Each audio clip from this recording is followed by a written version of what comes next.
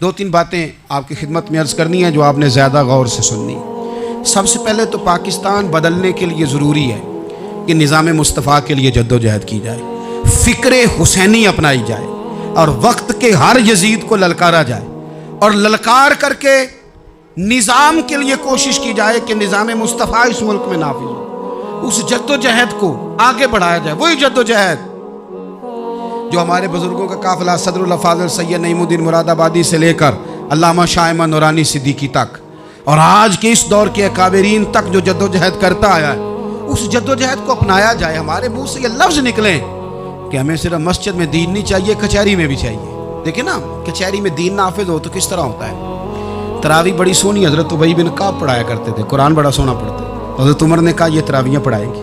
اب چونکہ قرآن اچھا پڑھتے تھے، اچھا سمجھتے تھے، تو حضرت عمر نے فرمایا چونکہ قرآن اچھا پڑھتے ہیں لہذا چیف جسٹس بھی انہی کو بنانا ہے، جن کو سمجھ ہو قرآن کیا کہتا ہے فلاں چیز کے بارے۔ تو قاضی القضاء جج بھی حضرت ابی بن کعب کو بنایا۔ حضرت عمر پر ایک بندے نے مقدمہ کر دیا، حضرت عمر نے انہیں قاضی بنایا ہے، مقدمہ کر دیا۔ جناب عمر پیش ہوئے عدالت میں، پہلے تو وہ اٹھ کے کھڑے ہو گئے، پھر اس کے بعد مدعی نے جناب عمر سے کہا کہ آپ گواہ دیں۔ حضرت عمر کے پاس گواہ نہیں تھے تو اس نے کہا ٹھیک ہے پھر آپ قسم دیں۔ حضرت ابی بن کعب رضی اللہ تعالیٰ عنہ فرمانے لگے آپ کو امیر المومنین کے ساتھ یہ رویہ اختیار نہیں کرنا چاہیے، آپ امیر المومنین سے قسم کا مطالبہ کر رہے ہیں، آپ کو پتہ نہیں کہ یہ وہ ہستی ہے جن کی رسول پاک علیہ الصلوۃ والسلام نے گواہیاں دی ہیں کہ بڑے کام کے آدمی ہیں، ان کی فضیلتیں حضور نے بیان فرمائی ہیں، آپ امیر المومنین سے۔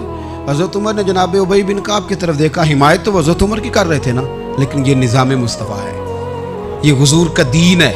حضرت عمر فرمانے لگے آپ اس مقدمے کا فیصلہ کر لیں، بعد میں آپ کو معزول کر دیا جائے گا۔ یہ آپ نے کیا کہا کہ امیر المومنین سے مطالبہ نہ کریں؟